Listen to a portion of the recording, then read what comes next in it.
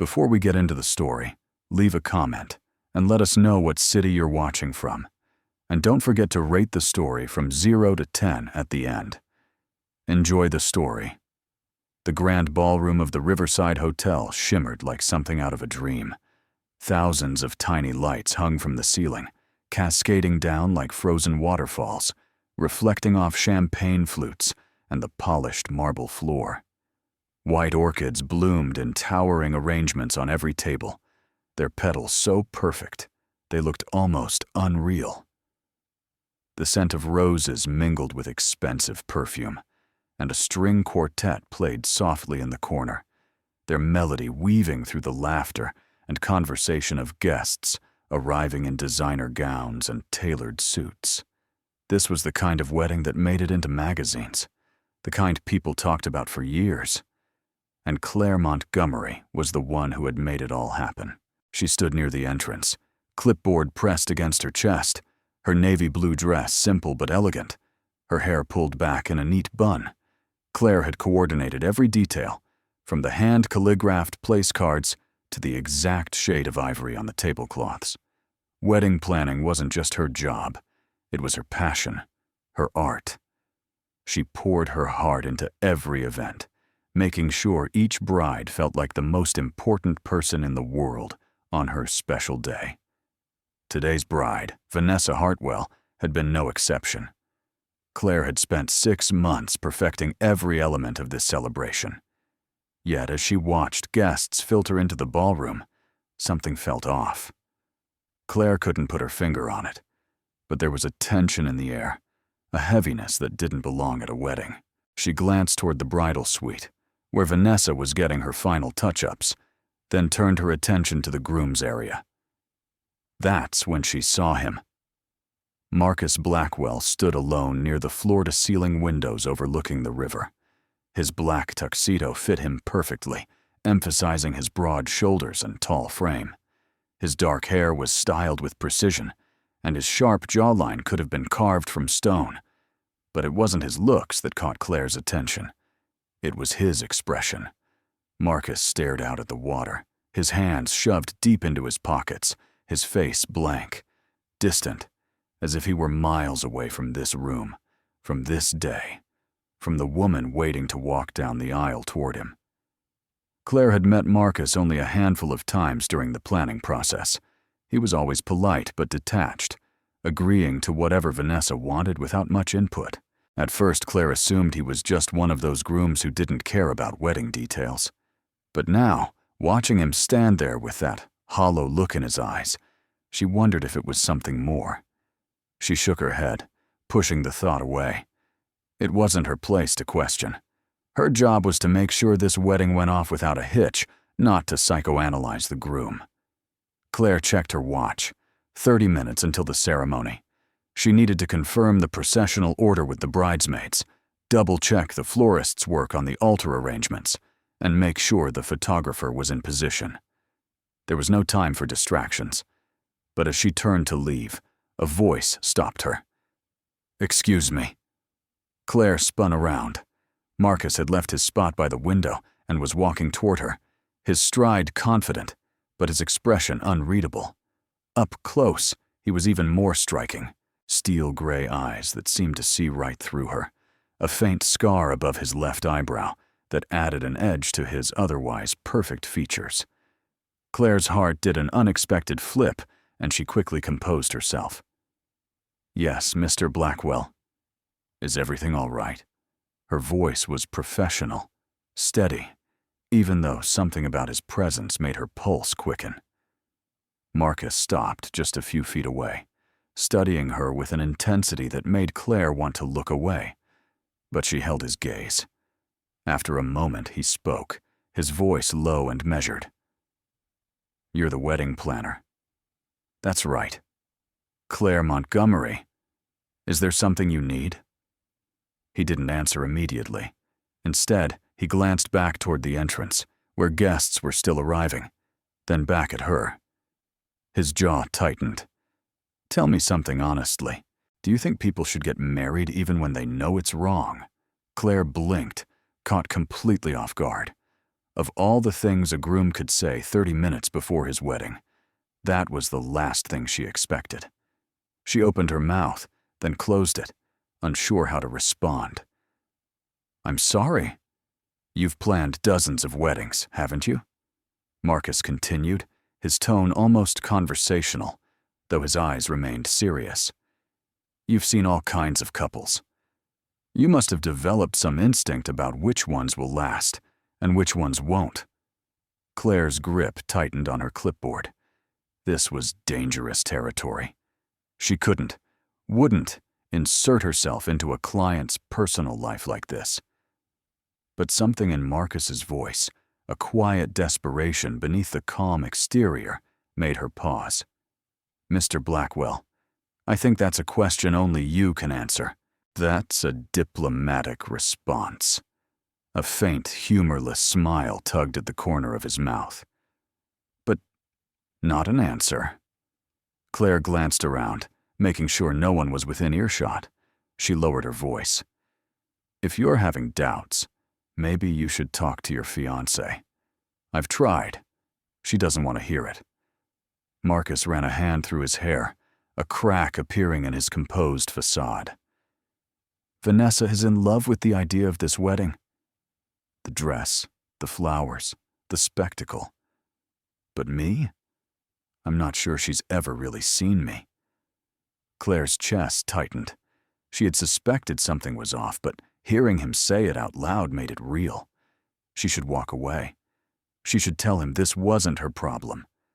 But instead, she found herself asking softly, "Then why are you going through with it?" Marcus looked at her, and for a moment, the mask fell away completely. She saw exhaustion in his eyes, and something else. Loneliness. "Because everyone expects me to. My family, her family, our business partners. This wedding has been planned for months. Backing out now would be a disaster." "A disaster for who?" Claire asked before she could stop herself. He stared at her, surprised by the question. Then, slowly, he smiled. A real smile this time, small but genuine. "You're braver than you look, Miss Montgomery." Claire felt her cheeks warm. "I'm just saying that sometimes the right thing and the easy thing aren't the same." Before Marcus could respond, a sharp voice cut through the moment. "Marcus!" "There you are." Vanessa appeared in the doorway, a vision in white silk and lace, her blonde hair cascading in perfect curls over her shoulders.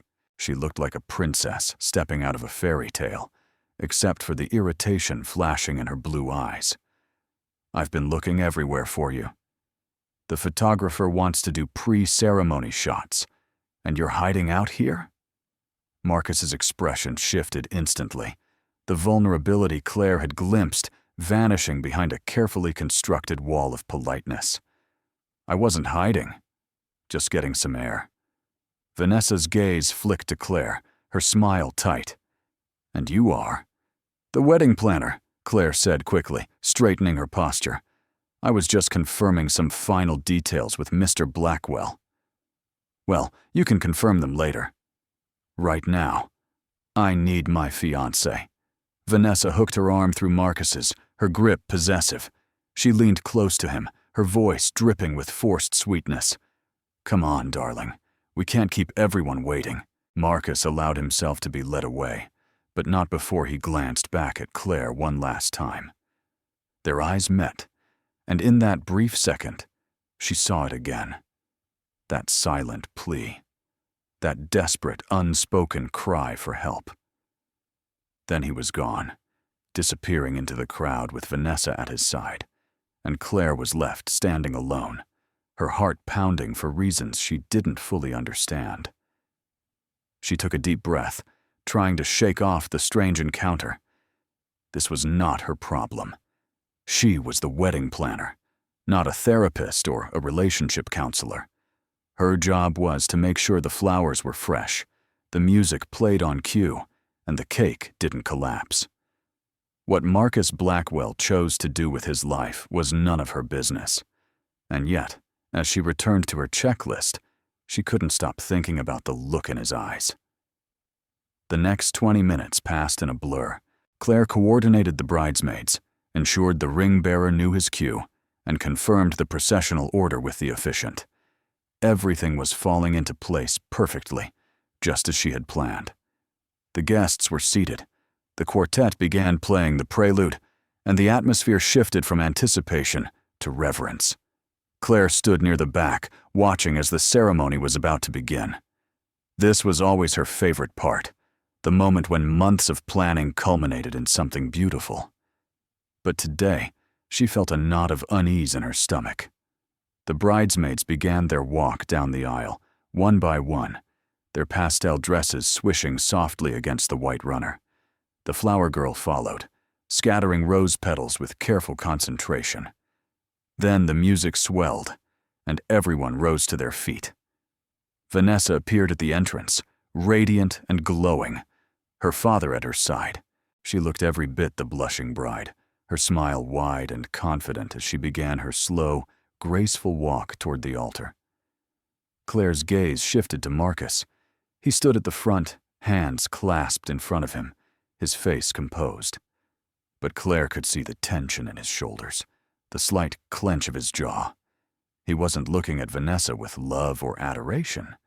He was looking at her like a man staring down the barrel of a gun. The ceremony began. The officiant spoke about love and commitment, about the sacred bond of marriage. Vanessa beamed, her eyes never leaving Marcus. But Marcus, Claire noticed, kept glancing away, his attention drifting to the windows, to the guests, anywhere but the woman standing in front of him. Claire's chest tightened. She had seen nervous grooms before, but this was different. This was a man on the edge of breaking. Then came the vows. Vanessa went first, her voice strong and clear as she recited the traditional words, promising to love and honor Marcus for all the days of her life. The guests sighed collectively, a few dabbing at their eyes with tissues. It was perfect, picture perfect. And yet, Claire felt like she was watching a performance, not a promise. When it was Marcus's turn, he hesitated. The silence stretched just a beat too long, and a murmur rippled through the crowd. Vanessa's smile faltered, her eyes narrowing slightly. "Marcus?" she prompted, her voice sweet but edged with warning. Marcus opened his mouth, then closed it. He looked down at his hands, then back at Vanessa.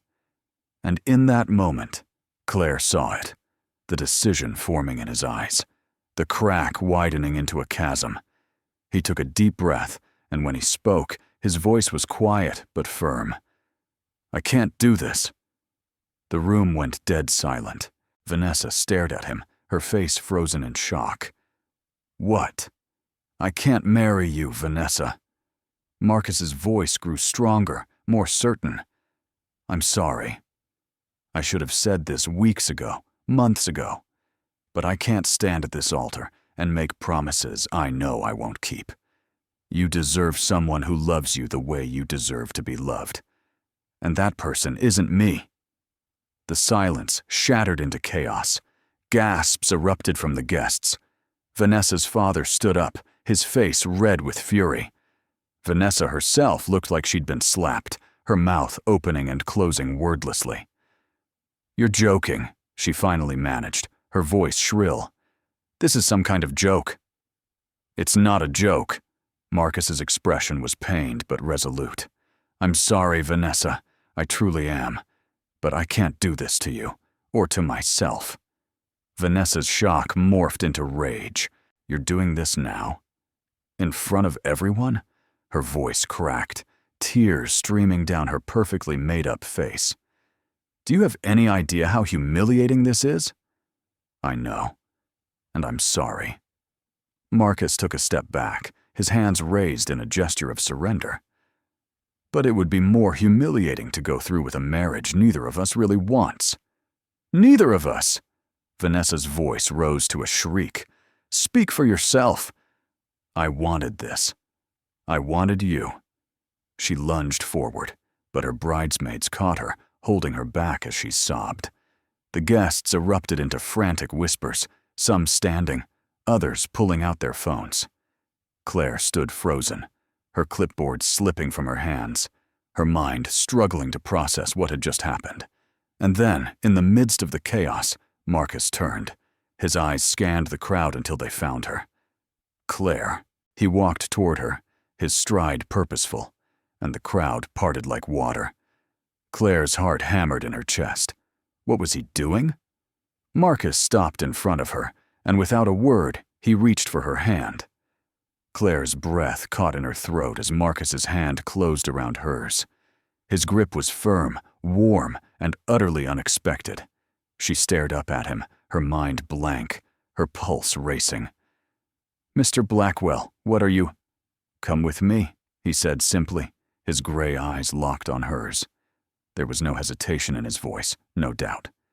Just a quiet, unwavering certainty that made Claire's knees weak. "What?" She tried to pull her hand back, but he held on. "I can't just—" "Please." The single word stopped her. It wasn't a command. It was a plea. And the raw vulnerability in his expression, the same desperation she'd seen earlier, rooted her to the spot. "I know this is insane. I know you have no reason to trust me. But I need you to come with me. Right now." Claire's rational mind screamed at her to refuse, to pull away, to remind him that she was the wedding planner, not some participant in his personal drama. But there was something in his eyes, something that bypassed logic and reason and spoke directly to a part of her she didn't know existed. A part that wanted to say yes, to take the leap, to see where this impossible moment might lead. Behind them, Vanessa was still screaming, her voice hoarse and broken. The guests were in an uproar, some shouting, others filming on their phones. The officiant stood frozen, his mouth hanging open. And Claire, caught in the eye of the storm, made a decision she would never fully understand. She nodded. Marcus's face flooded with relief. He didn't wait for her to change her mind. Still holding her hand, he turned and strode toward the side exit, pulling her along. Claire stumbled, her heels catching on the hem of her dress, but Marcus's grip kept her steady. They burst through the doors into a quiet hallway, the sounds of chaos muffled behind them. Marcus didn't stop. He led her through a maze of corridors, past startled hotel staff, until they reached a back stairwell. Only then did he pause, releasing her hand and turning to face her. "I'm sorry," he said, breathing hard. "I shouldn't have dragged you into this." Claire stared at him, her own breath coming in short gasps. "You think?" Her voice came out sharper than she intended, but she was too overwhelmed to care. "What were you thinking? I'm the wedding planner. I just helped you walk out on your own wedding." "I know." Marcus ran a hand through his hair, disheveling the perfect style. "I wasn't thinking. I just knew I couldn't stay in that room, and when I looked at you, I felt like you were the only person who understood." "Understood what?" Claire demanded, her hands trembling. "That you were about to make the biggest mistake of your life? That you were humiliating someone in front of 200 people? I don't understand any of this." "Neither do I." Marcus's voice rose, then fell, his shoulders sagging. "I don't understand why I felt trapped in that room. Why I couldn't say the words I was supposed to say. Why the only person I wanted to look at was you."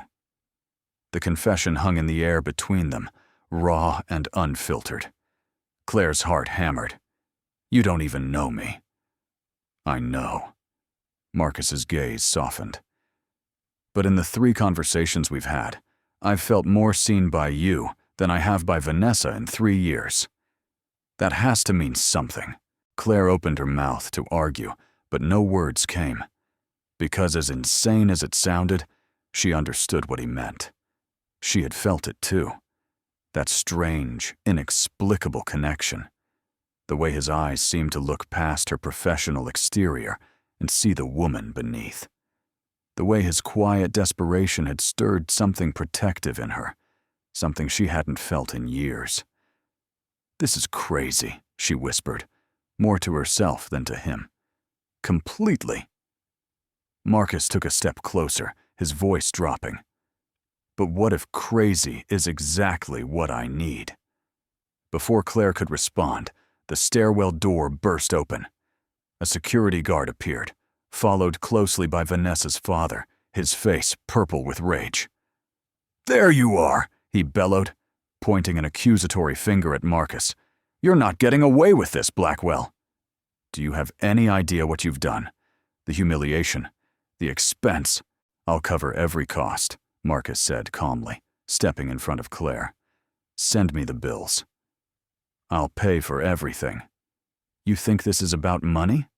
The man's voice shook with fury. "You've destroyed my daughter. She's in there sobbing her heart out because you decided to play games at the altar." "I wasn't playing games." Marcus's tone hardened. "I was being honest. Something I should have done a long time ago." "Honest?" Vanessa's father spat the word. "You call running off with the help honest?" Claire flinched at the dismissive term, but Marcus's jaw tightened. "Don't talk about her that way." "I'll talk however I damn well please. You've made a fool of my family, and I won't stand for it. I'll sue you for breach of contract, emotional distress." "Then sue me." Marcus's voice was ice. "I'll fight you in court if that's what you want. But I'm not marrying Vanessa. Not today. Not ever. And you can't force me to." The two men stared each other down, the tension thick enough to cut. Finally, Vanessa's father turned his glare to Claire. "And you. You should be ashamed of yourself, helping him ruin my daughter's wedding." "I didn't," Claire started, but Marcus cut her off. "She had nothing to do with my decision. Leave her out of this." "Too late for that." The man sneered. "Everyone saw you dragging her out of there like some lovesick fool. Her reputation in this industry is finished." The words hit Claire like a punch to the gut. He was right. Word would spread. Clients would hear about the wedding planner who ran off with the groom. Her business, her career, everything she'd worked so hard to build would crumble. Panic clawed at her chest. Marcus must have seen it on her face because he turned to her, his expression stricken. "Claire, I'll fix this. I promise. I'll make sure everyone knows you weren't involved." But Claire barely heard him. Her mind was spiraling. How could she have been so stupid? So reckless? She had let a stranger pull her into his chaos, and now she would pay the price. She took a step back, shaking her head. "I need to go." "Claire, wait." But she didn't wait. She turned and ran down the stairs, her heels echoing in the narrow space. Behind her, she heard Marcus call her name, but she didn't stop. She burst out of a side exit into the hotel parking lot, the cool evening air hitting her like a slap. She leaned against the wall, gasping for breath, her mind reeling. What had she done? What had she just thrown away? And why? Despite everything, did a small, traitorous part of her heart whisper that maybe, just maybe, it had been worth it. Claire sat on the curb in the parking lot, her head in her hands, trying to make sense of the wreckage her life had just become. The cool night air did nothing to calm the storm raging inside her. Her phone buzzed incessantly in her purse, no doubt messages and calls from panicked vendors, angry clients, and probably Vanessa's family-threatening legal action. She couldn't bring herself to look. Instead, she stared at the pavement, replaying the last hour over and over, searching for the moment she could have made a different choice. Footsteps approached, steady and deliberate. Claire didn't need to look up to know who it was. "Please go away," she said quietly. Marcus sat down beside her on the curb, close enough that she could feel the warmth radiating from him. "I can't do that." "Why not?" "You've already destroyed my career. Isn't that enough?" "Claire, do you know how long it took me to build my reputation?" Her voice cracked, anger and hurt bleeding through. 5 years. 5 years of 16-hour days, missed holidays, sleepless nights, all to become the planner everyone wanted. And you destroyed it in 10 minutes. Marcus was silent for a long moment. When he spoke, his voice was heavy with guilt. You're right. I did. And I'm sorry. Sorrier than you'll ever know. Sorry doesn't fix this. Claire finally looked at him, her eyes burning with unshed tears. Do you understand what you've done? Every bride in this city will hear about tonight. They'll hear that I helped the groom run away. No one will hire me. No one will trust me. My business is finished. Then I'll make it right. Marcus's jaw set with determination.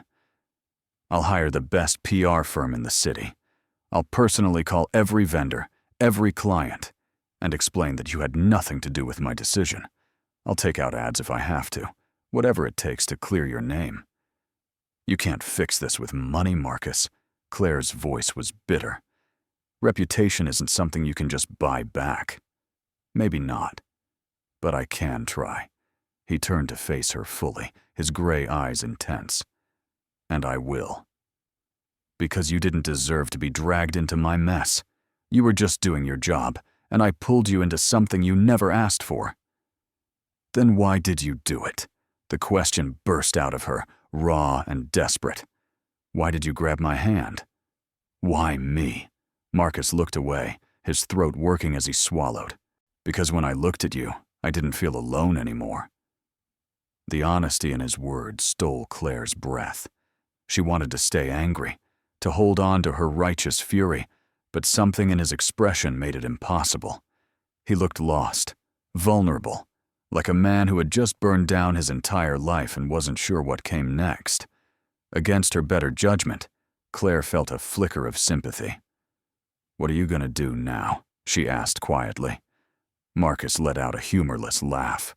I have no idea. I just walked away from a wedding, a fiancé, and probably half my business connections. My family is going to disown me. Vanessa's family will sue me into oblivion. And I dragged an innocent woman down with me. He turned back to her, his expression raw. Honestly?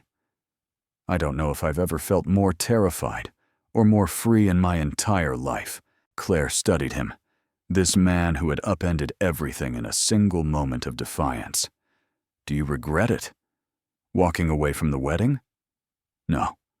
Marcus's answer was immediate. Hurting Vanessa? Yes. Hurting you? Absolutely. But marrying her would have been the real mistake. We would have ended up miserable, trapped in a life neither of us really wanted. She seemed to want it, Claire pointed out.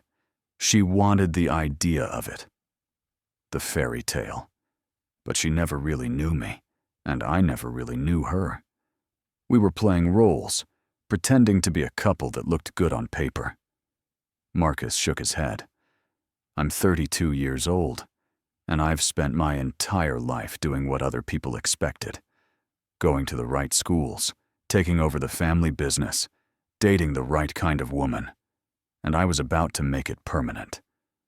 But when I stood at that altar, I realized I couldn't do it. I couldn't spend the rest of my life pretending. Claire was silent, absorbing his words. She understood more than she wanted to admit. She had spent years building the perfect business, the perfect reputation, always doing what was expected, what was safe. And in one impulsive moment, she had thrown it all away for a man she barely knew. Maybe they weren't so different after all. So what now? She asked again, this time with less anger and more genuine curiosity. Marcus met her gaze. Now I figure out who I am when I'm not trying to be what everyone else wants, and I start by making things right with you. Before Claire could respond, her phone rang. She pulled it from her purse, her stomach sinking when she saw the name on the screen, her business partner, Rachel. With a resigned sigh, she answered. Rachel. Claire! Oh my God, where are you? I've been calling and texting for an hour. Rachel's voice was frantic. What the hell happened? I just got a call from the bride's mother threatening to sue us for breach of contract and emotional distress. She said you ran off with the groom. Tell me that's not true." Claire closed her eyes. "It's complicated." "Complicated?" "Claire, this is a disaster. I'm getting calls from other clients asking if the rumors are true. One of them already canceled her contract. We're bleeding business by the minute." "I know. I'm sorry. I'll fix it." "How? How are you going to fix this?" Rachel's voice rose. "We had a reputation, Claire. We were the top wedding planners in the city. And now we're a punchline." "I said I'll fix it!" Claire's voice cracked, the weight of everything crashing down on her. "Just give me some time." There was a pause. When Rachel spoke again, her voice was quieter, sadder. "I don't think we have time, Claire. I'm sorry, but I can't let my name go down with yours. I'm dissolving the partnership." The words hit like a physical blow. "Rachel, please." "I'm sorry. I really am. But I have a family to support. I can't afford to be associated with this scandal." The line went dead. Claire stared at her phone, numb. It was over. Everything she'd built, everything she'd worked for, gone in a single night. She felt Marcus's hand on her shoulder, warm and steady, but she couldn't bring herself to look at him. Tears spilled down her cheeks, hot and bitter. "I lost everything," she whispered. "I know." Marcus's voice was thick with guilt. "And it's my fault." "Yes, it is." The words came out harsher than she intended, but she was too broken to soften them. "Then let me help you rebuild." Claire finally looked at him, her vision blurred with tears. "How?" "I don't know yet. But I will figure it out. I promise you, Claire. I will make this right." She wanted to believe him. God, she wanted to believe him. But belief felt like a luxury she could no longer afford. 3 days passed in a blur. Claire stayed holed up in her small apartment, ignoring phone calls and drowning in social media notifications. The story had spread like wildfire. Wedding planner steals groom at the altar. Millionaire Marcus Blackwell calls off. Wedding for mystery woman. The narratives were sensationalized, exaggerated, and completely inaccurate. But the truth didn't matter. What mattered was the story people wanted to believe. And they wanted to believe Claire was a homewrecker, a seductress who had stolen a groom from his heartbroken bride. Her inbox was flooded with hate mail. Angry brides-to-be called her every name imaginable. Former clients demanded refunds. Vendors she'd worked with for years refused to return her calls. Rachel had already launched her own solo business, distancing herself completely. Claire's professional life was in ruins, and her personal life wasn't much better. Friends who knew the truth tried to comfort her, but their reassurances felt hollow. Because the truth was, Claire didn't know what the truth was anymore. Had she helped Marcus escape a loveless marriage? Or had she simply enabled a man's cold feet? On the 4th day, a knock came at her door. Claire considered ignoring it, but the knocking persisted, firm and insistent. With a resigned sigh, she dragged herself off the couch and opened the door. Marcus stood there, holding 2 cups of coffee and a bag from her favorite bakery. He looked different than he had at the wedding. No tuxedo, no perfect hair. Instead, he wore jeans and a simple gray sweater, his hair slightly messy, his eyes tired but determined. "What are you doing here?" Claire's voice was flat, drained of emotion. "Keeping my promise." Marcus held out one of the coffees. "Can I come in?" Claire hesitated, then stepped aside. He entered her small apartment, his presence somehow making the space feel even smaller. He set the coffee and bag on her kitchen counter, then turned to face her. "I hired a PR firm, the best in the city. They're already working on a statement to clear your name." "It won't matter." Claire crossed her arms. The damage is done. Maybe. But we're going to try anyway. Marcus pulled out a folder from the bakery bag. I also had my lawyers draw up a contract. I'm hiring you. Claire blinked. What? I'm hiring you as my personal event coordinator. Full-time, exclusive contract, 6-month term with an option to extend. The salary is triple what you were making before. Claire stared at him, certain she'd misheard. You can't be serious. I'm completely serious. Marcus opened the folder, revealing a formal contract. I know it doesn't fix what happened, but it gives you income while you rebuild. And it shows the world that I trust you, that you didn't do anything wrong. But I don't have any events to plan for you. Then we'll create some. Marcus's eyes glinted with something that might have been mischief. I've been meaning to throw a charity gala for my foundation. And there's the annual company holiday party. Plus, I'm sure we can come up with other projects. Claire's mind spun. Part of her wanted to throw the contract back in his face, to tell him she didn't need his pity or his money. But another part, the practical part that paid rent and bought groceries, recognized the lifeline for what it was. Why are you doing this? Because I owe you. Marcus's expression softened. And because I meant what I said. I'm going to make this right. Claire looked down at the contract, her eyes scanning the terms. It was generous, almost too generous. But it was also legitimate, professional. Not a handout, but a job. She bit her lip, weighing her options. Pride told her to refuse. Desperation told her to accept. In the end, desperation won. Fine. But this is purely professional. I plan your events, you pay me, and that's it. Agreed. Marcus held out his hand. Purely professional. Claire shook his hand, trying to ignore the jolt of electricity that ran through her at the contact. This was a mistake. She was sure of it. But she was already in so deep. What was one more step into the abyss? Over the next few weeks, Claire threw herself into work. Marcus's charity gala became her focus, a sprawling event meant to raise money for education initiatives in underserved communities. It was ambitious, high profile, and exactly the kind of challenge Claire needed to prove she still had what it took.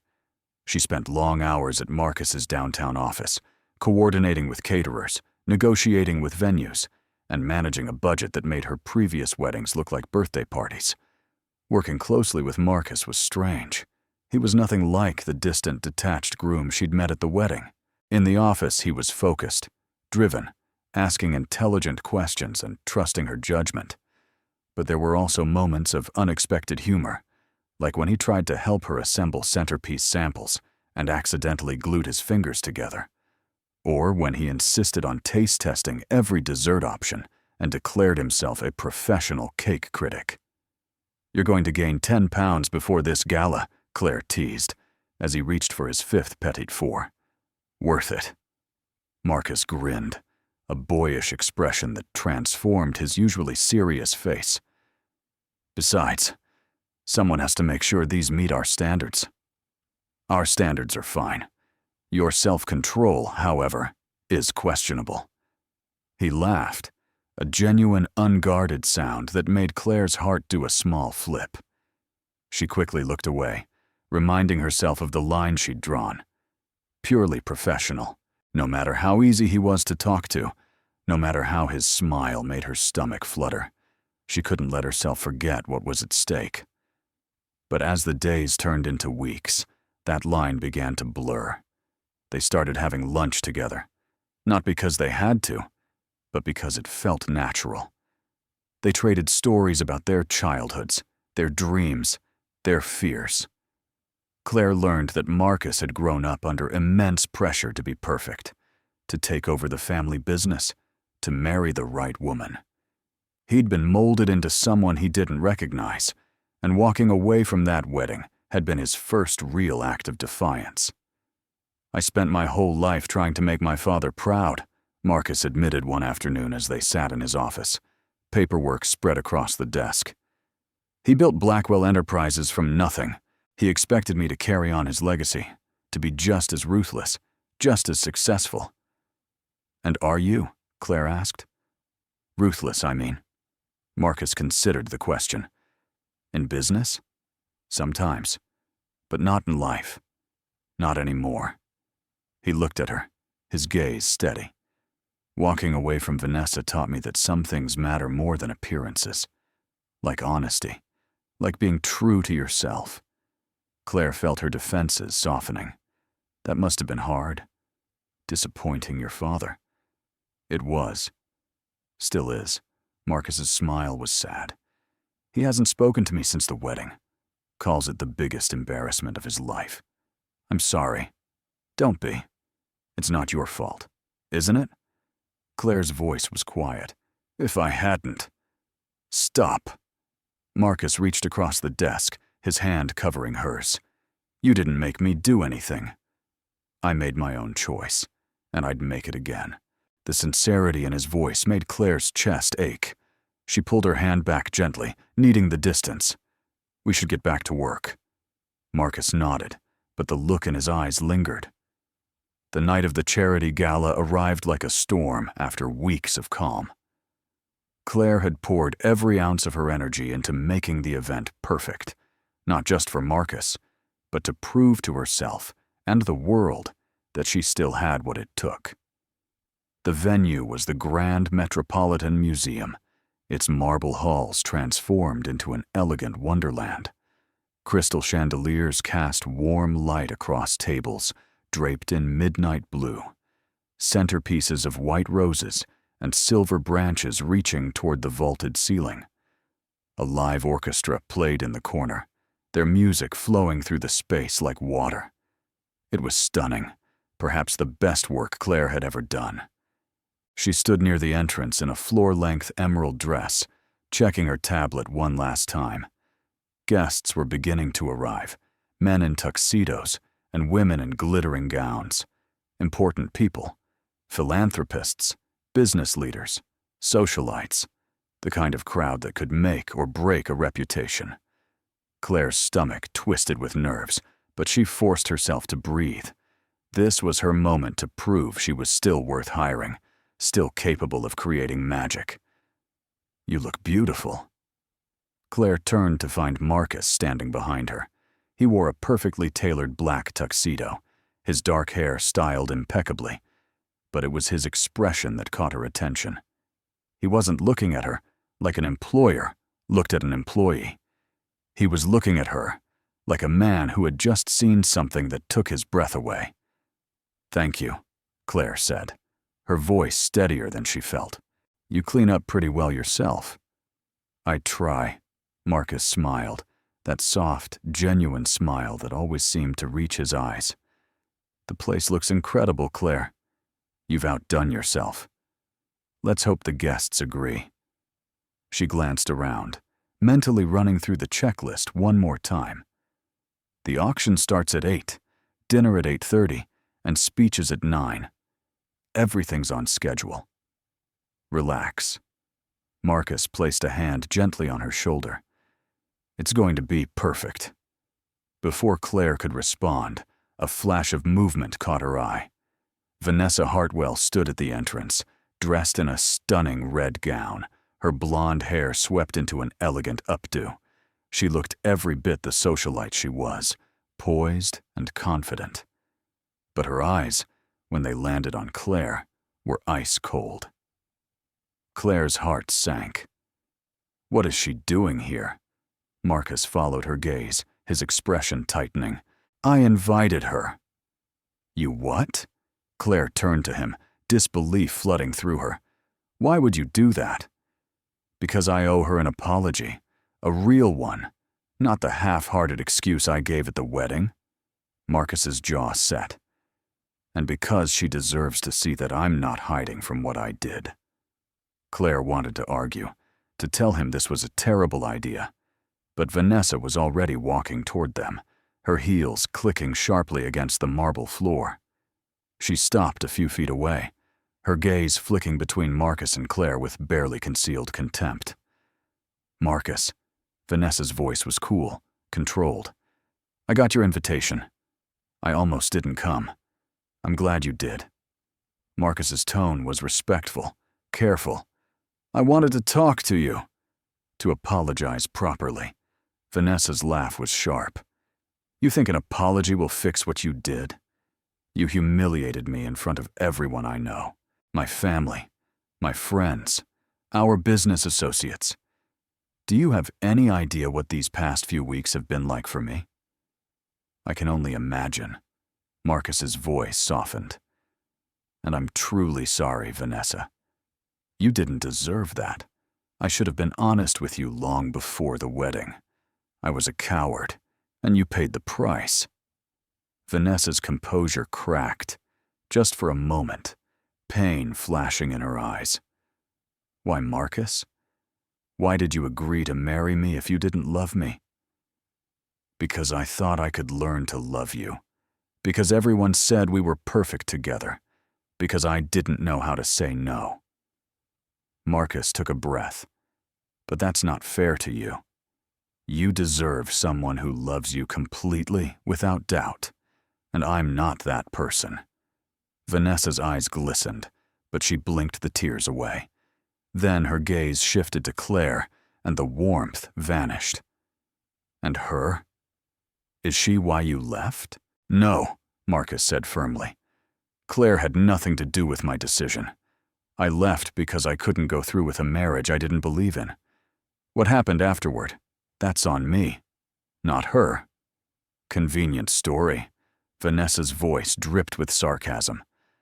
But I saw the way you looked at her that day. I'm not blind, Marcus. Claire's cheeks flushed.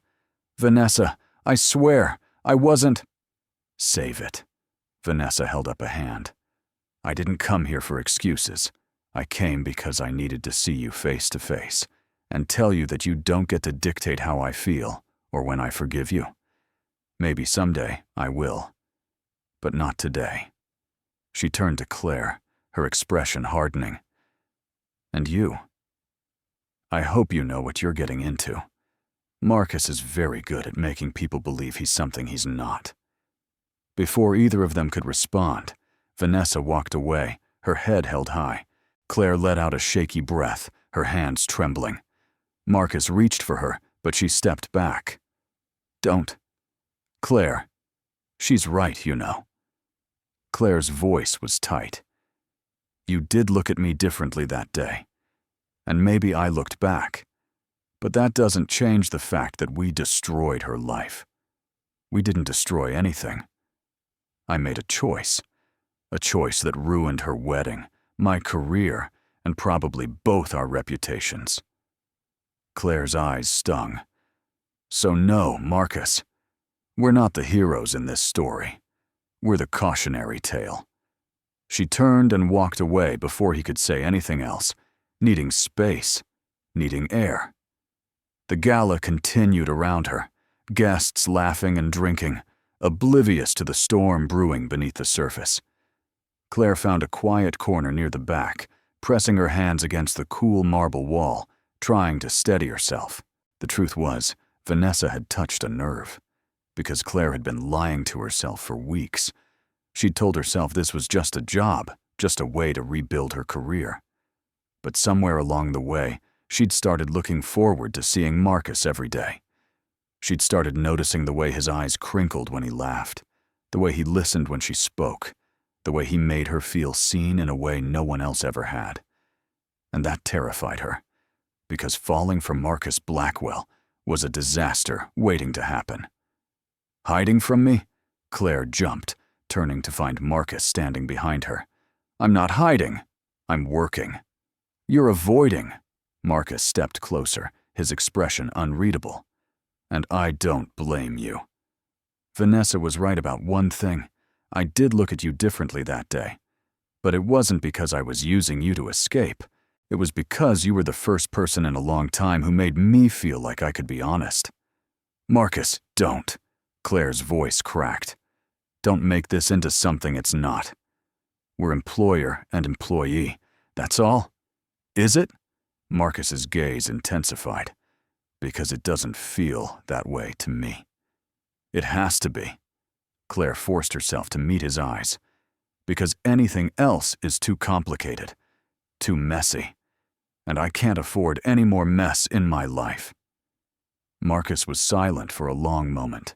Then he nodded slowly. All right, if that's what you want. It is.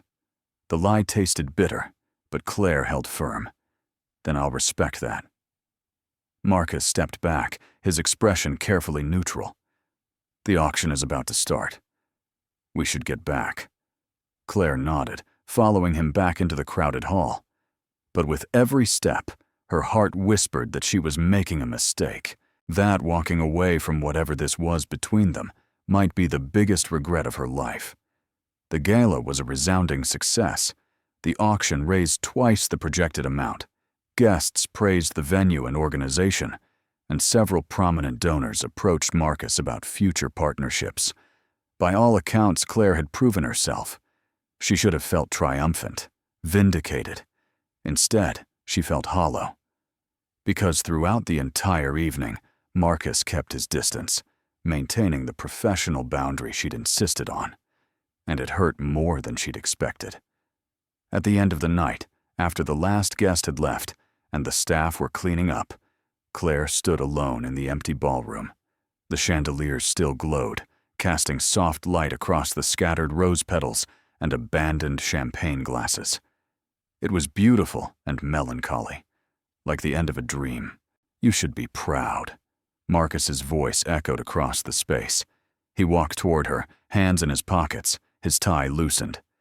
You pulled off something incredible tonight. We did, Claire corrected gently. This was your vision. I just executed it. No, this was all you. Marcus stopped a few feet away, respecting the distance between them. You have a gift, Claire. Don't let what happened at my wedding make you forget that. Claire looked down, emotion welling in her chest. Thank you. I mean it. And I want you to know, when the 6 months are up, you'll have a reference from me that will open any door you want. I'll make sure everyone knows how talented you are. I appreciate that. Claire's voice was barely above a whisper. Silence settled between them, heavy with unspoken words. Finally, Marcus spoke again, his tone carefully measured. I've been thinking, maybe it would be better if we brought in an assistant to help you. Someone to act as a buffer, so we're not working so closely together. If that would make you more comfortable. Claire's heart sank. This was what she'd asked for, wasn't it? Professional distance. No complications. So why did it feel like he was pulling away from her? If you think that's best, I think it's what you want. Marcus's gray eyes searched hers. Isn't it? Claire wanted to say yes, wanted to maintain the wall she'd built between them. But standing there in the empty ballroom, with the remnants of a successful evening surrounding them, she couldn't lie anymore. I don't know what I want. Marcus took a step closer. Then let me tell you what I want. His voice dropped, rough with emotion. I want to stop pretending that this is just a job. I want to stop acting like I don't think about you every moment of every day. I want to take you to dinner, not as your employer, but as someone who cares about you. As someone who hasn't been able to stop caring about you since the moment you told me that sometimes the right thing and the easy thing aren't the same. Claire's breath caught. Marcus, I know the timing is terrible. I know my life is a mess, and you're still rebuilding yours. I know there are 100 reasons why this is a bad idea. He moved closer still, until only a foot separated them. But I also know that walking away from you would be the second biggest mistake of my life. And I'm done making mistakes. Claire's heart hammered. Every logical thought in her head screamed at her to walk away, to protect herself, to not risk everything again. But her heart, that traitorous, reckless organ, wanted something else entirely. What about Vanessa? What about the scandal? What about us? Marcus interrupted gently. What about the fact that you make me laugh? That you challenge me? That when I'm with you, I feel like the person I've always wanted to be but was too afraid to become? Tears pricked Claire's eyes. You barely know me. Then let me get to know you. Really know you. Not as your employer. Not as some obligation. But because I want to. Claire looked up at him, at the vulnerability in his expression, the hope and fear warring in his eyes. And in that moment, she realized something. She'd been so focused on protecting herself, on avoiding more pain, that she'd forgotten what it felt like to take a chance, to be brave, to let herself want something. Someone, even if it scared her. Okay, she whispered. Marcus blinked. Okay? One dinner, just to talk. No promises, no expectations. Claire managed a small smile. But if you're late or order for me without asking, the deal's off. A grin spread across Marcus's face, transforming him. I'll pick you up at 7 tomorrow. And I promise to be on my best behavior. You'd better be. They stood there, the space between them charged with possibility. Marcus reached out slowly, giving her time to pull away, and gently tucked a strand of hair behind her ear. The simple gesture sent warmth flooding through Claire. Thank you, he said softly, for giving me a chance. Don't make me regret it, Claire replied, but her tone was teasing, lighter than it had been in weeks. I won't. I promise. The next evening, Claire stood in front of her closet, second-guessing every outfit choice. Too formal, too casual, too much, not enough. She finally settled on a simple black dress, elegant but not overdone, and spent far too long on her hair and makeup. By the time 7 o'clock arrived, her nerves were frayed. The knock on her door came right on time. Claire took a deep breath, smoothed her dress, and opened it. Marcus stood there in dark jeans and a charcoal button-down, holding a single white rose. He looked nervous, which somehow made her feel better. Hi, he said, offering her the rose. You look stunning. Thank you. Claire took the rose, inhaling its delicate scent. You look pretty good yourself. I try. Marcus smiled. Ready? As I'll ever be. He led her to his car, a sleek black sedan that was understated but clearly expensive. As they drove through the city, Claire asked, So where are we going? Some 5-star restaurant where the portions are tiny and the prices are astronomical? Marcus laughed. Actually, no. I thought we'd try something different. He pulled up in front of a small Italian bistro tucked into a quiet neighborhood. The outside was unassuming, with twinkling lights strung across the patio and the warm glow of candles visible through the windows. This is not what I expected, Claire admitted. Good. I'm tired of being predictable. Marcus opened her door, offering his hand to help her out. This place has the best pasta in the city, and nobody will bother us here. The restaurant was cozy and intimate, with exposed brick walls and checkered tablecloths. The hostess led them to a corner booth, and Marcus ordered a bottle of red wine. As they settled in, Claire found herself relaxing. There was no pretense here, no pressure, just 2 people sharing a meal. So, Marcus said, leaning back, tell me something I don't know about you. Claire considered. I wanted to be a dancer when I was a kid. Ballet, specifically. I took lessons for years. What happened? Reality. I wasn't good enough to go professional, and my parents made it clear that dance wasn't a practical career. So I went to business school and found event planning instead. Claire smiled wistfully. I still miss it sometimes. The discipline, the artistry. You brought artistry to event planning instead, Marcus pointed out. Every wedding, every gala you design is like a performance. I never thought of it that way. Claire's smile widened. What about you? Any secret dreams? I wanted to be a writer. Marcus's admission was quiet, almost embarrassed. Fiction, specifically. I used to write stories as a kid, these elaborate fantasy adventures. Why did you stop? My father. He said writing was a waste of time, that I needed to focus on real skills, business, finance, networking. So I did. Marcus's expression was distant. I haven't written a word in 15 years. That's sad. It is. But maybe it's not too late to start again. They talked for hours, the conversation flowing easily from childhood dreams to embarrassing stories to philosophical debates about everything and nothing. Claire learned that Marcus loved old movies, hated Brussels sprouts, and had a secret addiction to reality cooking shows. He learned that Claire sang in the shower, was terrified of spiders, and had once accidentally set her apartment on fire trying to make crème brûlée. They laughed until their sides hurt, and somewhere between the appetizers and dessert, Claire realized something startling. She was falling for him. Really falling. And it didn't feel like a mistake. It felt like coming home. Over the next few weeks, Claire and Marcus fell into a rhythm. They still worked together on his events, but now there were dinners afterward, weekend coffee dates, long phone calls that stretched late into the night.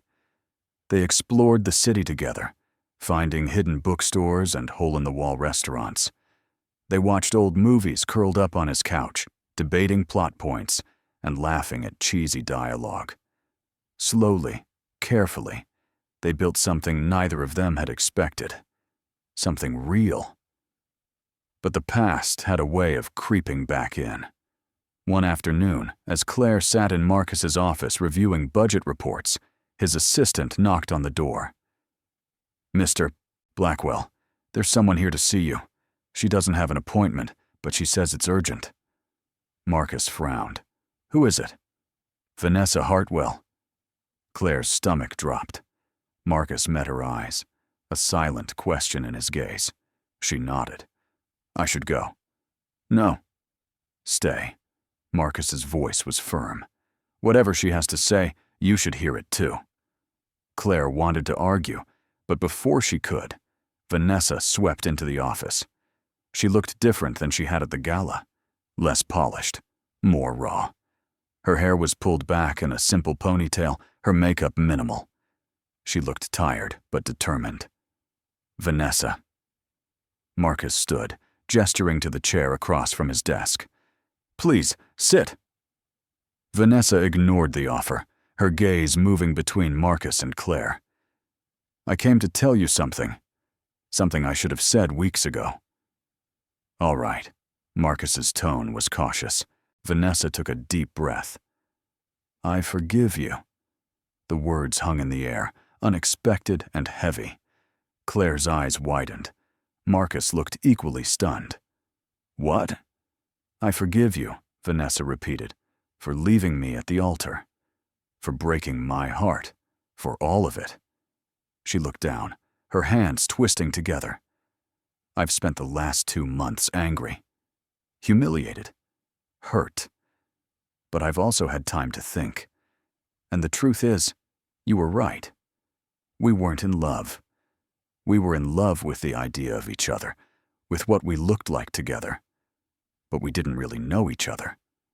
Marcus's expression softened. "Vanessa, let me finish." Vanessa held up a hand. "I want to hate you. God, I've tried. But I can't. Because deep down, I know you did the right thing. It would have been so much worse if we'd gone through with it and ended up divorced a year later." She looked at Claire. "And I want to apologize to you. For the things I said at the gala, for blaming you. You weren't the reason Marcus left. He left because he finally found the courage to be honest." Claire's throat tightened. "Vanessa, you don't need to apologize." "Yes, I do." Vanessa's eyes glistened. "Because you didn't deserve the hate you got. Neither of you did. What happened was between Marcus and me, and I should have handled it with more grace." "Thank you," Claire said softly. That means more than you know. Vanessa nodded, then turned back to Marcus. I hope you find what you're looking for. Real love, the kind that makes you better. And I hope she gives you hell when you deserve it. Marcus laughed, the sound surprised and relieved. I have no doubt she will. Vanessa smiled, a real, genuine smile. Then she walked to the door, pausing at the threshold. Oh, and Marcus, next time you're having doubts, maybe speak up before the wedding day. Noted? Marcus's smile was sheepish. Vanessa left, and the office fell silent. Claire let out a breath she didn't realize she'd been holding. That was unexpected. Completely. Marcus ran a hand through his hair. But I'm glad it happened. I didn't realize how much her anger was weighing on me. She's stronger than I gave her credit for, Claire admitted. She is. And so are you. Marcus came around the desk, pulling Claire to her feet. Do you realize what this means? What? We're free. No more guilt. No more looking over our shoulders. We can just be us. His hands cupped her face, his thumbs brushing her cheeks. I love you, Claire Montgomery. I think I've loved you since the moment you told me to talk to my fiancé. Claire's heart swelled, tears spilling over. You have terrible timing, you know that. I know. But I'm done pretending. I'm done being careful. I love you, and I don't care who knows it. I love you too, Claire whispered, the words feeling like a leap and a landing all at once. Even though you're infuriating and reckless and… Marcus cut her off with a kiss, deep and tender, and full of promise. When they finally pulled apart, both breathless, Claire laughed. You really need to work on your listening skills. I'll work on it, Marcus promised, his forehead resting against hers, right after I finish kissing you. Fair enough. 6 months later, Claire stood in a different venue, organizing a different event. But this time, she wasn't just the planner. She was also the bride. The ceremony was small, intimate, held in a garden overlooking the river. White roses and soft music filled the air, and the guest list included only their closest friends and family. Rachel, who had reconciled with Claire after seeing how happy she was, stood as her maid of honor. And at the altar, Marcus waited, his eyes never leaving hers. As Claire walked down the aisle, she thought about how much had changed in a year. The scandal had faded. Her business had recovered, stronger than before. Vanessa had moved on, dating someone new and genuinely happy. And Claire had found something she never expected. Love. Real, messy, imperfect love. The kind that made her brave. When she reached Marcus, he took her hands, his smile brighter than the sun. You're absolutely breathtaking, he whispered. You're not so bad yourself, Claire teased. The officiant began the ceremony, speaking about love and commitment and the courage it takes to choose each other every day. When it came time for the vows, Marcus went first. Claire, you saved me. Not from a bad marriage, but from a life half-lived. You taught me what it means to be honest, to be vulnerable, to be myself. I promise to love you fiercely, to support your dreams, and to always, always listen, even when you're yelling at me about centerpieces. Claire laughed through her tears. Then it was her turn. Marcus, you are the most infuriating, wonderful, surprising man I've ever met. You challenged me to be brave, to take risks, to believe in second chances. I promise to stand by your side, to call you out when you're being ridiculous, and to love you with everything I have. Also, I promise to keep you away from the dessert table at events. Marcus grinned. That's probably wise. The officiant smiled. By the power vested in me, I now pronounce you husband and wife. You may kiss. Marcus didn't need to be told twice. He pulled Claire into his arms and kissed her, and the small crowd erupted in applause. As they walked back down the aisle together, Hand in hand, Claire felt a peace she'd never known. This was right. This was real. This was love. And it had all started with a whispered plea at a wedding that never was. As the reception began, Marcus leaned close to her ear. Any regrets?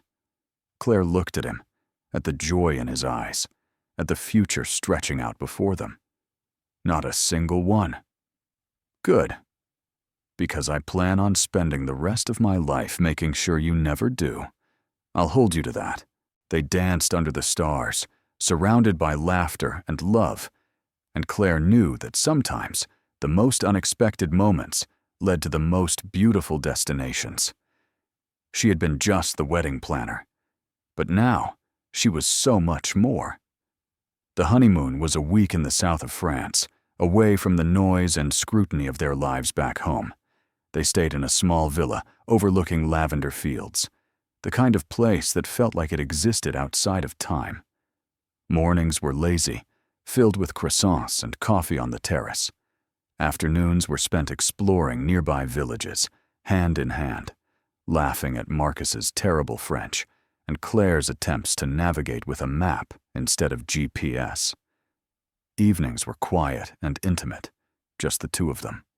No agendas, no expectations. One night, as they sat on the terrace watching the sunset paint the sky in shades of orange and pink, Marcus turned to Claire. "I've been thinking." "That's dangerous," Claire teased, sipping her wine. "I'm serious." Marcus took her hand, his thumb tracing circles on her palm. "I want to do something different with my life. The business, the corporate world. It's not enough anymore. I want to focus on things that matter. The foundation. Maybe start writing again." Claire's eyes softened. "You should. You're good at it." "You've never read anything I've written." "I don't need to." "I can tell by the way your face lights up when you talk about it." She squeezed his hand. "Life's too short to spend it doing things that don't make you happy." "Is that what you're doing? Things that make you happy?" Claire considered the question. "I am now. Planning your gala, our wedding. It reminded me why I fell in love with this work in the first place. Not the big spectacles or the prestige, but the chance to create moments that matter." "So what's next for us?" Marcus asked, his voice curious. "I don't know." Claire leaned her head on his shoulder. "But I think that's okay. We don't need to have it all figured out. We just need to figure it out together." "Together?" Marcus repeated, liking the sound of it. "I can work with that." They sat in comfortable silence, watching the sun dip below the horizon. Claire felt a contentment she'd never experienced before, a sense of belonging that had nothing to do with places or plans, and everything to do with the man beside her. When they returned home, reality crept back in, but it was a gentler reality than before. Claire officially launched her own boutique planning company, focusing on smaller, more personal events. Word spread, not about scandal this time, but about her talent and integrity. Brides who wanted something meaningful rather than just impressive sought her out. Her calendar filled quickly, and she found herself turning down clients, something she'd never imagined doing. Marcus made changes too. He promoted his second-in-command to CEO of Blackwell Enterprises, stepping back from day-to-day operations to focus on his foundation. He also started writing again, just an hour each morning before the world woke up. At first, it was halting and awkward, his skills rusty from years of neglect, but gradually the words began to flow. Stories about second chances, about courage, about finding yourself when you'd been lost for so long. One evening, Claire came home to find Marcus at his desk, surrounded by papers, his expression focused. "What are you working on?" she asked, setting down her bag. "A story." Marcus looked up, a hint of embarrassment in his smile. "It's about a man who almost makes the biggest mistake of his life, and the woman who helps him see clearly." Claire's heart warmed. Is it any good? I have no idea. But it's honest. And that's something. He stood, pulling her into his arms. How was your day? Exhausting. I had a bride who changed her mind about the flowers 3 times. Claire rested her head against his chest, breathing in his familiar scent. But I love it. Even the crazy parts. I'm glad. Marcus pressed a kiss to her hair. You deserve to love what you do. They stood there for a moment, wrapped in each other, the quiet of their home a sanctuary from the chaos outside. It wasn't a perfect life. There were still challenges, still moments of doubt and stress. But it was theirs, built on honesty and trust and a love that had been tested and survived. Months turned into a year. Claire's business thrived, earning recognition not just locally, but nationally. She was featured in bridal magazines, invited to speak at industry conferences, but she never let the success go to her head. She remembered what it felt like to lose everything, and she held on to her work with gratitude and humility. Marcus's foundation grew too, funding education programs in underserved communities, providing scholarships and resources to kids who needed them most. He found purpose in the work, a sense of fulfillment that had eluded him in the corporate world, and in the quiet moments between meetings and events, he wrote. Stories poured out of him, years of suppressed creativity finally finding an outlet. He even started submitting his work to publishers, not for fame, but because he wanted to share the stories that mattered to him. One day, Claire received an unexpected email. It was from Vanessa. The subject line read simply, "Thank you." Claire's heart raced as she opened it. Dear Claire, I hope this email finds you well. I heard about your business and wanted to congratulate you. You deserve all the success coming your way. I also wanted to thank you, strange as that may sound. What happened at my wedding was devastating at the time, but it was also a gift. It forced me to confront the truth about what I really wanted, not what I thought I should want. I've met someone new, someone who sees me, really sees me, and I'm happier than I've ever been. I hope you and Marcus are too. Wishing you both the best, Vanessa. Claire read the email twice, tears pricking her eyes. She showed it to Marcus that evening, and he read it silently, his expression thoughtful. She's grown, he said finally. We all have. Do you ever regret it? Claire asked quietly. The way things happened? Marcus set the phone down, pulling Claire close. I regret hurting her. I regret the spectacle and the pain, but I don't regret the outcome, because it led me to you, and you're the best thing that's ever happened to me. Claire smiled, her heart full. You're pretty great too. Just pretty great? Marcus feigned offense. I'll have you know, I'm an excellent husband. I take out the trash. I make you coffee in the morning. I even learned to cook something other than scrambled eggs. Okay, fine. You're very great. Claire laughed. Happy now? Extremely. Marcus kissed her softly. But I could be happier. How? By spending the rest of my life with you. By building a family, a home, a life that's messy and imperfect and absolutely ours. Claire's breath caught. They'd talked about the future in vague terms, but this felt more concrete, more real. A family? If you want. No pressure. But yeah, I think I'd like that. Little versions of us running around, keeping us on our toes. Claire imagined it, a house filled with laughter, with chaos, with love. Children who looked like Marcus or her, or some perfect blend of both. It was terrifying and thrilling all at once. I'd like that too, she admitted. Someday. When we're ready. Someday, Marcus agreed. But until then, I'm perfectly content with just us. Me too. They spent the rest of the evening talking about dreams and possibilities, about the life they were building together. And as Claire drifted off to sleep that night, wrapped in Marcus's arms, she felt a gratitude so profound it almost hurt. Gratitude for second chances, for courage, for the unexpected twists that led to the most beautiful destinations. She had been just the wedding planner, standing on the sidelines of other people's love stories. But now, she was living her own. And it was better than anything she could have ever planned.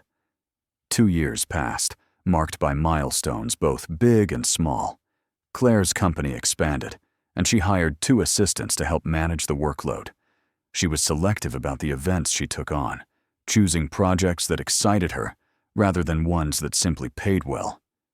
It gave her the freedom to be creative, to take risks, to push boundaries.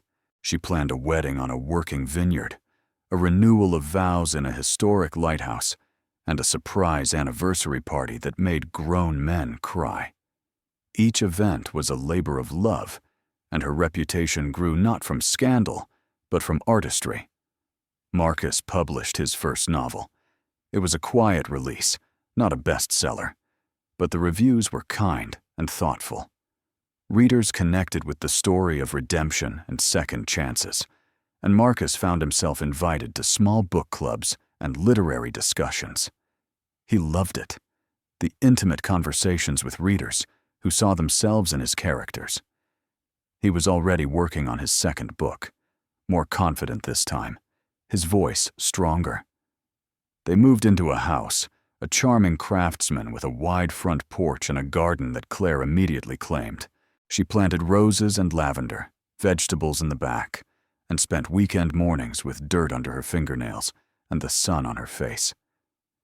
Marcus set up a writing studio in the spare bedroom upstairs, a quiet space with a view of the trees where he could disappear into his stories. It was home in a way neither of them had experienced before.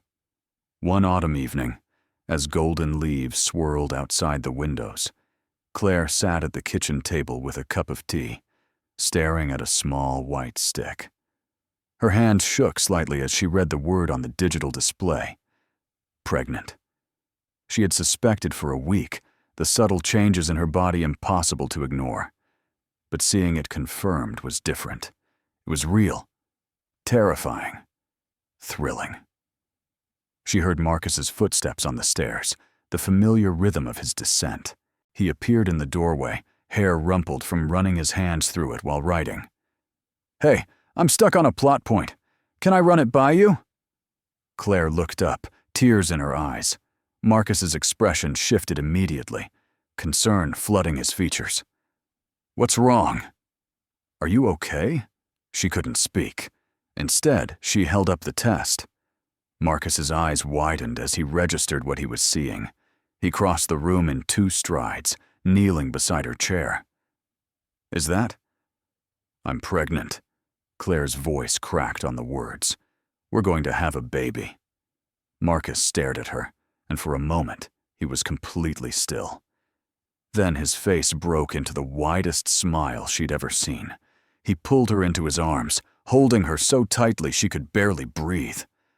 "We're having a baby," he repeated, his voice thick with emotion. "Oh my God, Claire. We're having a baby." She clung to him, laughing and crying at the same time. "Are you happy?" Marcus pulled back just enough to look at her, cupping her face in his hands. "Happy doesn't even begin to cover it. I'm terrified and ecstatic, and completely overwhelmed. But mostly, I'm just grateful. Grateful to be doing this with you." The months that followed were a whirlwind. Morning sickness, doctor's appointments, preparing the nursery, debating names. Claire's clients were supportive, adjusting timelines to accommodate her schedule. Marcus hovered, equal parts protective and anxious, reading every parenting book he could find, and asking questions that made Claire laugh. "Do you really need to know the difference between swaddling techniques at 3 in the morning?" "Yes." "This is important, Claire. Our child's comfort depends on proper swaddling." Our child will be fine. Millions of babies survive less than perfect swaddling. But ours will have the best. Marcus's determination was endearing, if a little excessive. As Claire's belly grew, so did their excitement. They painted the nursery a soft sage green, assembled furniture with questionable success, and filled the closet with tiny clothes that seemed impossibly small. Friends threw them a shower, and Vanessa, surprisingly, sent a generous gift with a note that simply said, "Congratulations. You'll be wonderful parents." When Claire's due date approached, nerves set in. She lay awake at night, Marcus's hand resting on her belly, feeling the baby kick and wondering if they were ready. "What if we mess this up?" she whispered one night. "We probably will," Marcus said honestly. "But we'll mess it up together. And we'll figure it out, just like we've figured out everything else." "That's not as reassuring as you think it is," Marcus chuckled, pressing a kiss to her temple. "We're going to be okay, Claire. Better than okay. Because we love each other, and we'll love this baby. That's what matters." Labor came in the middle of the night, sudden and intense. Marcus was a bundle of nervous energy, fumbling with the hospital bag, forgetting his keys, asking if she was sure it was time. "Marcus, unless you want me to give birth in the car, get it together." "Right. Yes, car, hospital. I can do this." He took a deep breath, visibly steadying himself. "Okay, let's go." The drive was a blur. The hospital staff were calm and efficient, guiding Claire into a room, hooking her up to monitors. Marcus stayed by her side, holding her hand, whispering encouragement even as she squeezed hard enough to cut off his circulation.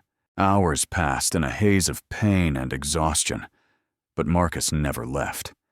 He wiped her forehead, brought her ice chips, told her she was doing great even when she yelled at him that he had no idea what he was talking about. And then, finally, a cry pierced the air. A tiny, furious wail that was the most beautiful sound Claire had ever heard. The nurse placed a small, squirming bundle on her chest, and Claire looked down at her daughter. Their daughter. She had a shock of dark hair and Marcus's gray eyes, and she was perfect. "She's here," Claire breathed, tears streaming down her face. "Marcus, she's really here." Marcus leaned over, his own eyes wet, and gently touched the baby's tiny hand. She gripped his finger instinctively, and he let out a shaky laugh. "Hi, sweetheart. I'm your dad. And I already love you more than I thought possible." They named her Lily, after Claire's grandmother. She was a calm baby, watchful and curious, already observing the world with those serious gray eyes. The first few weeks were a blur of sleepless nights and steep learning curves, but they navigated it together. Marcus changed diapers with surprising skill, sang off-key lullabies, and rocked Lily to sleep when Claire was too exhausted to move. Claire nursed and soothed, marveling at the tiny person they'd created. One night, as Marcus held Lily against his chest, swaying gently in the dim light of the nursery, Claire stood in the doorway, watching. He was murmuring to her, telling her stories about knights and dragons, his voice soft and tender. Claire's heart swelled. This was the man she'd chosen, the man who had walked away from a life that didn't fit to find one that did. And he was a wonderful father. As if sensing her presence, Marcus looked up and smiled. "Can't sleep? Didn't want to miss this." Claire crossed the room, wrapping her arms around them both. "You're good at this, you know." "At what?" "Talking to someone who can't understand me." "At being a dad. At loving her." Claire rested her head on his shoulder. "At being exactly who we need you to be." Marcus kissed her softly. "I learned from the best." They stood there, the three of them, a family forged from unlikely beginnings. And Claire knew, with absolute certainty, that this was where she was meant to be. not planning someone else's perfect day, but living her own imperfect, beautiful life. She had been just the wedding planner, but now she was so much more. A wife, a mother, a woman who had found her way home. Years unfolded like the pages of a book Marcus might have written. Lily grew from a watchful infant into a spirited toddler with her father's determination and her mother's creativity. She loved arranging flowers in messy bouquets, helping Claire with event designs by adding her own artistic touches, usually involving glitter. Marcus taught her to love stories, reading to her every night, voices changing for each character until Lily giggled and begged for one more chapter. Claire's business evolved. She trained a team of planners, mentoring young women who reminded her of herself years ago, hungry and talented and determined to make their mark. She stepped back from day-to-day operations, taking on only a few select projects each year, the ones that spoke to her heart. It gave her time, precious time with Lily, with Marcus, with the life they were building. Marcus published 2 more novels, each one better than the last. Critics praised his authentic voice, his ability to capture the messy complexity of real relationships. He never became a household name, but he didn't need to be. He was writing the stories he wanted to tell, and that was enough. More than enough. One spring afternoon, Lily, now 5 years old and starting kindergarten in the fall, the family drove out to the Riverside Hotel. It had been years since Claire had been back, not since that fateful night. As they pulled into the parking lot, Marcus glanced at her. "Are you sure about this?" "I'm sure." Claire smiled. "It's time." They walked through the gardens, Lily skipping ahead, chasing butterflies. The hotel had been renovated, updated, but the bones were the same. Claire could still picture the grand ballroom, the white roses, the moment everything changed. They reached the spot where Marcus had found her standing alone that night, and he took her hand. "Do you ever think about how different things could have been?" he asked quietly. "Sometimes. If you'd gone through with the wedding, if I'd walked away, if we'd never taken the chance." Claire squeezed his hand. "But then I look at Lily, at our life, and I can't imagine it any other way." "Neither can I." Marcus pulled her close, kissing her softly. "Best decision I ever made." Even though it was terrifying. Especially because it was terrifying. He smiled against her lips. The best things usually are. Lily called out from near the fountain, demanding they come see the fish she'd discovered. They walked over together, and Claire bent down to look where Lily pointed. As Marcus scooped their daughter into his arms, making her shriek with laughter, Claire felt a profound sense of peace. This was her life, imperfect, unexpected, and absolutely extraordinary. She had planned hundreds of perfect days for other people, but this, right here, was better than anything she could have ever designed, because it was real, it was messy, it was theirs. And it was everything. What did you think of their story? Share your thoughts in the comments. On a scale from 0 to 10, what's your rating? Subscribe to the channel and turn on notifications to follow all our stories, and check out more emotional stories by clicking on the end screen.